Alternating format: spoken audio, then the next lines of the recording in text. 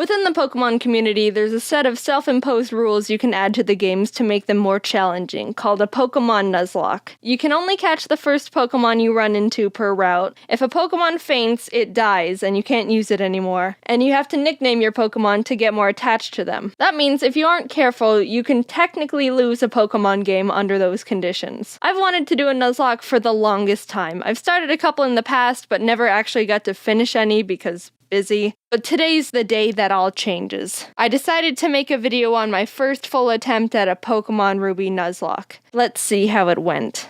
After breaking free from the back of the moving truck my mom stuffed me in and introducing myself to the neighbor Brendan, the kid that I always thought was a monkey said that he heard screaming up ahead. Professor Birch is getting mauled by a level 2 Poochyena, so I let his Torchic out and she scratches the crap out of it. He gifts me Torchic for rescuing him, and I name her Teriyaki, my first Pokemon. Walking up the route more, I run into Brendan, who challenges me to a battle, where Teriyaki proceeds to also scratch the crap out of his Mudkip. Good job, Teriyaki, you're 2 for 2, doing great. Professor Birch gives me 5 Pokeballs, and the Nuzlocke has officially started. I walked back up to catch my first Pokemon and ran into a Zigzagoon. Alright, not the best, but I can work with this.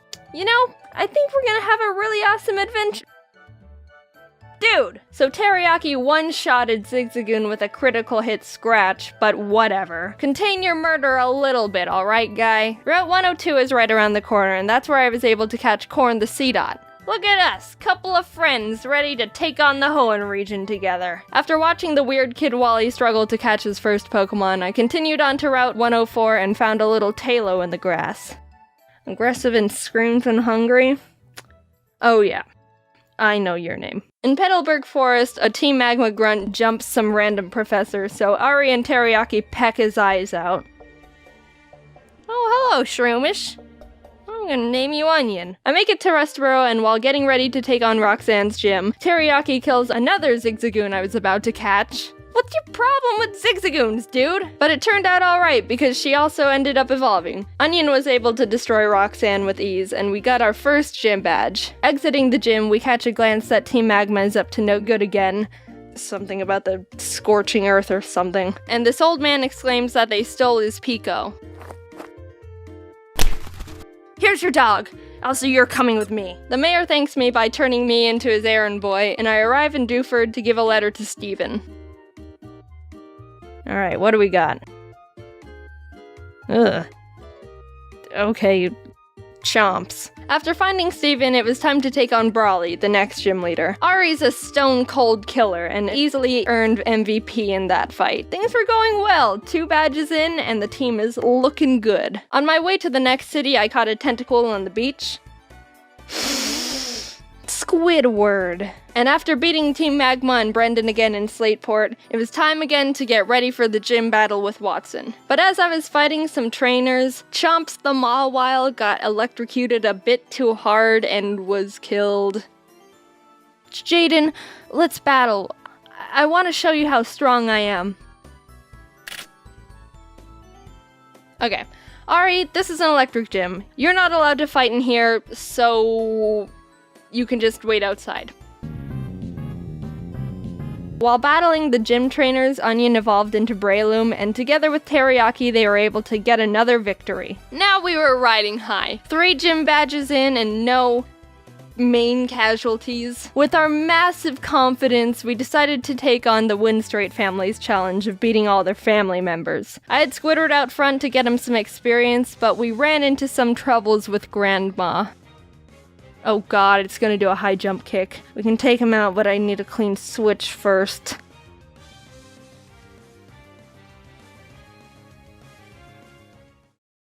So I had to sacrifice Hushchild the Whismer, but honestly that was the safest move to ensure no one else died. Goodbye, Hushchild. You might be missed. While we were heading to Fall Arbor, fighting some trainers, Ari evolved. Oh, look at my big bird. Oh, look at you. Yeah. We were almost to town, but we had to get through the sooty grass on 113. Oh, jeez. Alright, Barf, get in there with the rest of them. I walked into Meteor Falls to see Team Aqua and Team Magma arguing about water and rocks. Can I go? So get over here, Zubat. They kept complaining and I had to go up the volcano they were blocking to fight Maxie, the team magma leader. That was a hard fight. Onion and Teriyaki were able to take out his Mighty Anna and Camerupt, but his Golbat hit hard. I ended up having to switch in Ari and double team up to win the battle. Not the most honorable of strategies, but it worked and we're moving on. On the way down the volcano, I ran into a match shop. Oh, hello there, Chad.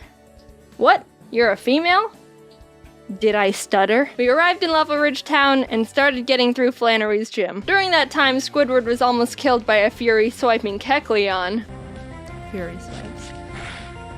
Oh my gosh, that does a lot of damage. Stop! But when it came time to battle, he pulled his weight and more. Honestly, with the team, there wasn't much I could have done to Flannery's fire Pokemon, but Squidward came in clutch by learning Bubble Beam, and it was all over for her. Badge 4, under our belt. Brendan met up with us outside the gym to give us goggles so we could walk in the sandstorms. I found a claw fossil, and Anorith was born. I didn't know what to name it, so my friend named him Gary. Now it was time for the 5th gym. After some training, Chad evolved into Machoke, and the team was leveled up. I started the battle with Ari, and after realizing I was in trouble... Yeah, that doesn't do a lot of damage. I managed to squeak by with more double teams. Ari was barely able to take out the first slacking, so when the second, stronger one came out, I knew I had to use a different strategy. I brought out Onion to leech seed it and try and get more chip damage in, which worked, but he was also killed by Slacking's Facade, which I thought he could take. Chad was able to finish off the rest of the fight, but that was the first death that actually hurt. I'm not crying. Someone's just chopping onions in here. But with every down, there's an up, and Corn stepped up and was ready to fill Onion's spot. While passing through Mauville again, Watson asked us to help him turn off the city's generator, and while down there I found a Magnemite. You wanna come with? Okay. We kept on our way, catching Spurky the Electrike, and while fighting some trainers, Corn survived 2 very close calls. He took a Swords Dance boosted Fury Cutter by Ninjask, and a misclick from me which resulted in him tanking a wing attack from a Talo. No! Corn, no!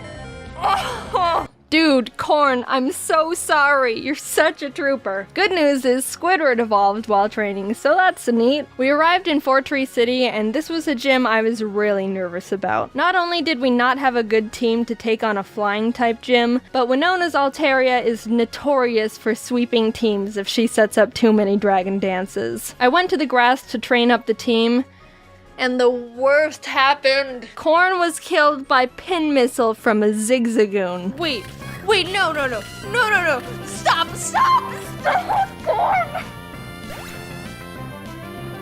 Corn! Corn! You monster! How could you do this? Is this why you kept trying to kill all the Zigzagoons? I want to think that Corn sacrificed himself because he knew we were at too much of a disadvantage going into Winona's gym, and by opening up a space, we could get the type advantage we needed to stand a chance. With a heavy heart, I brought Zip Zap Zop the Magnemite to the team, and realized how much more grinding I was gonna have to do. I had to fight so many Merrills to get Zip Zap Zop on par with the rest of the team. You wanna know how many? The move Thunderbolt can be used 15 times before it runs out, and I had to go back to the Pokemon Center almost 6 separate times to refill it, meaning Zip Zap Zop killed more than 80 Marill that were living in that lake. Winona led with Swellow, which Zip Zap Zop was able to take out, but she immediately brought out Altaria, which made me very scared because I know she's got Earthquake on that thing. I didn't have a clean switch, and I knew no one on the team could take 2 hits from this Cloud Bird, so I ultimately decided that I'd have to have Zip Zap Zop paralyze it in exchange for his death. Goodbye, Zip Zap Zop. You weren't here for long, but your efforts will not be in vain. Oh my god! Somehow Zip Zap Zop lived the earthquake on 2 HP like a mad lad. Corn must have been looking down on us for that one, because there was definitely a 90% chance Zip Zap Zop was supposed to die there. With that string of luck, I was able to switch Ari in for Zip Zap Zop to predict another earthquake, and started chipping away at the Altaria, which was not gonna be easy. She was already starting to stack up those dragon dances, which make her moves even more powerful, and I was legitimately sweating. But with what little luck we had left, Winona got greedy and tried to get in that last dragon dance, and that's when Ari was able to swoop in and snipe that kill. If that Altaria would have decided to attack at any point, she would have one-shotted anyone and everyone on my team. Thank you, Corn. You shined your photosynthesis onto us. From there, I was able to heal up Zip Zap Zop and sweep the rest of her team. The 6th gym badge was ours.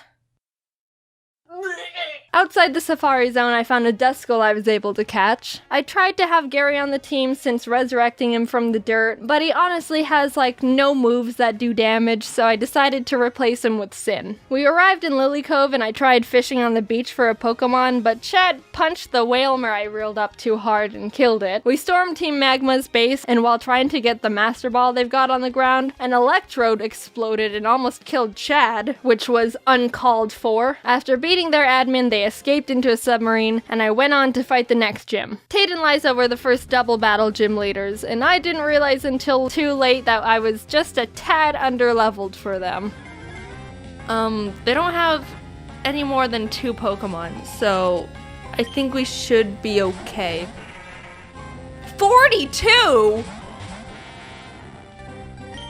Uh-oh. Sin and Zip Zap Zop made a good duo, being able to confuse and paralyze them, but Solrock managed to get off a Sunny Day powered flamethrower in Zip Zap Zop's face, which totally killed him. That really sucked. He put in so much work for the team and really carried us this far. The rest of this fight's for you, Zip Zap Zop. Squidward came out, and together with Sin, were able to finish off the duo, getting us our 7th gym badge. Alright, Spurky, you're up. I think I single-handedly wiped out the entire water Pokemon population between Zip Zap Zop and Spurky. I went to Shoal Cave and caught Blubby the Spheal, and went out to take on Maxie one last time. For some reason, I didn't learn my lesson when being underleveled for Tate and Liza, because I was even more underleveled for Maxie. Mightyena. It doesn't go down?! This fight was rough. Chad was able to take out his Mightyena, but I resorted to Squidward when his Crobat came out, and luck wasn't on my side here, because Squidward was killed by a high roll wing attack. The way Pokemon works is there's a small range of damage an attack can do. It's not actually the same all the time, and it's kinda based on chance. So even though it looked like Squidward could have lived 2 wing attacks, Maxie was able to get a low roll on the first one, and a high roll on the second, which was the death of Squidward. But it wasn't time to give up. We had to persevere. For Squidward. Ari came in and took out the Crobat, and lived on 1 HP when hit by Camerap's Rock Slide. It was a tough battle, but we squeaked by. Barely. After that fight, I needed to take a step back and seriously grind up the team again. If we were just a bit more underleveled, we would have been murdered. Blubby joined the team and we got to work, eventually arriving in Sutopolis. Steven and the Sutopolis gym leader Wallace were there, saying Groudon was in the cave because someone used the wrong orb and pissed him off. So I went in there, walked up to Groudon, and Master Balled him immediately. There's no way I'm fighting Groudon. Now get in the box. While fighting Wallace, Spurky was able to take out his Luvdisc and Celio. Sin beat his Whiscash, and Chad finished off the Milotic. The team was perfect. And after obtaining our final gym badge, I knew we were ready for the Elite Four. We got through Victory Road. Wally tried to fight us for the last time, but he just needs to stop. We exited the cave, and there it was. The final challenge. Here we go. Sydney was up first, and honestly, he wasn't a challenge at all. Chad and Teriyaki were able to take care of his team with ease. Phoebe wasn't difficult either, with Sin and Blubby being MVPs. Glacio was a bit tougher. Teriyaki was able to take out her Glalie, and Spurky could handle her Celios, but her Walrein was the big problem. Walreins are thick, can tank a lot of hits, and can do a lot of damage. I would know. because I have one. I brought out Chad and she was able to get in a good amount of damage, but she was ultimately killed by Blizzard. Sin came out to try and confuse it, but it broke through the confusion and landed a Sheer Cold. Sheer Cold is a one-hit KO move. It has a 30% chance of hitting the target and will fail if the target Pokemon's level is higher than the user's. But even under all those conditions, it hit, and Sin was killed. Two great team members, down and out. Chad was with us for so long and pulled so much weight, and Sin got us through some really tough battles. Even with those losses, we were able to finish Glacia off and move on to the final Elite Four member, Drake. Drake's got a tough team, but we've got a Blubby, and she wanted revenge for her fallen comrades. She ice beamed every single one of Drake's Pokemon. Just a straight up massacre. And with that, it was on to the last battle. Steven Stone. I was legitimately nervous. I led with Spurky to take out his Skarmory as quick as possible, and Blubby was able to take out his Claydol and Aggron, but then came his Metagross. This might be the end. Metagross is Steven's strongest Pokemon, so I needed to hinder it as much as I could before it started doing serious damage. I knew his Metagross had Earthquake, which would definitely take out most of my team, so I had to have Spurky Kamikaze to get a paralysis off. Blubby came out again, and after a lot of hard work, finally beat the Metagross by spamming Surf. Teriyaki was able to finish his Cradily, and his final Pokemon was Armaldo, Gary's final revenge for getting booted from the team. I brought out Blubby because Teriyaki was pretty weakened, and after realizing she gets two-shotted by him, I knew she was gonna have to die. So with a heavy heart, Blubby pulled off her last Surf, getting Armaldo in the red, and was killed. Teriyaki, the Pokemon who's been with us from the start, who'd seen her friends die in front of her, the OG, refused to let any more murder happen. Onion, Corn, Zip Zap Zop, Squidward, Chad, Sin, Spurky, Blubby. Their zeros and ones won't go down in vain. One good kick to the head, and we did it. We completed the Pokemon Ruby Nuzlocke. Teriyaki and Ari were the only survivors, but the whole team put in a lot of work to get us to number 1. A cheers to the true Mad Lads.